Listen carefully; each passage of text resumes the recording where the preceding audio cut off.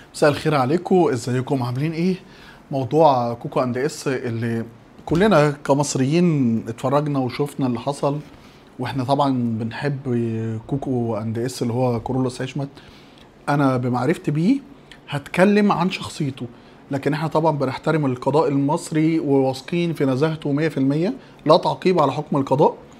ولكن تعالوا احكي لكم كوكو اند اس ده ومعاملته بيا كهاني بره الفكره دي خالص بقى. ان الولد دوت، يعني كوكو ده حد كده نزيه نضيف، بيتعامل يعني انت بتشوفوا ناس على السوشيال ميديا ممكن يبقى في الواقع حاجه وعلى السوشيال ميديا حاجه، لكن ده كان بيطلع لايف يعني هتشوفي شخص اللي بيسجل فيديو حاجه واللي بيطلع لايف حاجه. اللي بيطلع لايف ده هو خلاص بيت طبيعي، مفيش حاجه بتتمنتج، هو بيتكلم بحقيقته. وده اللي حصل ساعه لما كان جايب التابلت. هو طالع بتلقائيه منتج عنده، هو فيه غلطات مفيش مشكله، لكن هو جاله منتج من تاجر ببساطه، راجل فاتح في منطقه اسمها شبرا الخيمه. فالتعامل هناك برضك ببساطه شويه، عارف التجار دي بتبقى الموضوع بسيط شويه. فهو غلط ان طبعا ما خدش فاتوره، بس هو اتعامل ببساطه.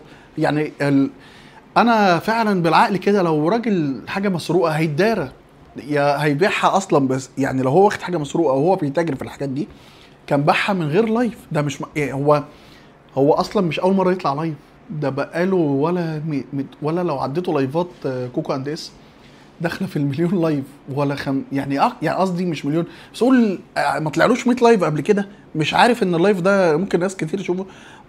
ما جاش حد مثلا قال له انا فلان الفلاني كنت بتفرج على اللايف وعجبني المنتج ده وجيت اشتريه. فهو عارف ان اللي بيتفرج على اللايف مصر كلها ومش بعيد العالم كله، والناس اللي في الصين اللي طلعت اتكلمت عليه وقالوا ان ده شخصيه محترمه.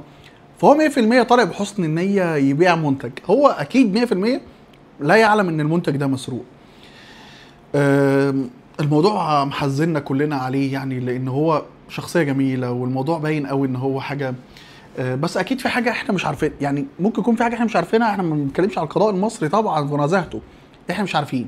بس انا بكلمكم على يعني شخصيه كوكو اند اس دي تتفرجوا عليها في الفيديو بتاع الست اللي هي اتكلمت عنه ان هو كان جايب لها ترابيزه وقاعده قدام محله بتسترزق. ربنا يعني يكون معاه في الوقت دوت ويعوضه عن اللي عمله في وقت زي اللي احنا فيه ده دلوقتي. يعني طبعا اكيد هو نفسه قال انا طالع بس اقول قدام عيالي وقدام اهلي وقدام العالم كله ان انا يا جماعه ما كانش يعرف. هو طلع فيديو، اللي اتفرج على الفيديو ده هو عامله على صفحته.